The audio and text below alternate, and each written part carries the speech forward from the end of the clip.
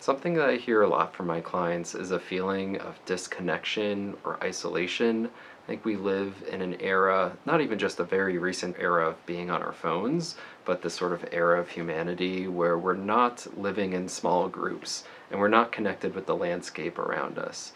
I just see so many people who are, maybe they've got one or two important people to them in their life, but they don't really have a sense of grounding within a community, and they feel lonely. A lot of people will say, like, I'm surrounded by people, I'm not alone, but I feel lonely.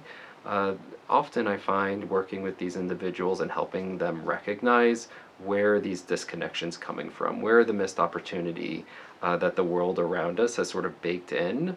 Because I don't see it as a personal failing by any means. It's more of like we're not really set up for success in the way that society is kind of holding us right now. It's kind of an upstream swim to get there, to build community, to have those connections. So that's something I'm finding myself really helping a lot of people with lately is how do I get connected? How do I feel a sense of community? How do I get over this feeling of being alone, even if I'm already around people? If this is something that sounds familiar to you, first of all, I would love to be part of that community with you.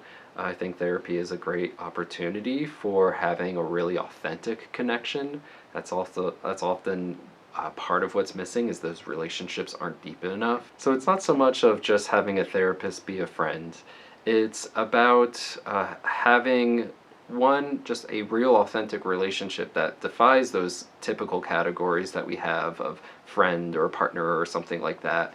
And then I hope it gets to be a bit of a template for what you take with you. So you can kind of feel like, oh, this is what it really feels like to be seen. This is what it really feels like to express myself fully. And then start looking at the other places in life and be like, oh, there is more that I could share with people, in ways that feel safe and making sure it's with the right people. So it's not so much about just buying a friend as a therapist. It's really more about learning how to relate and communicate on a much deeper level and taking that almost as a skill to other places in life.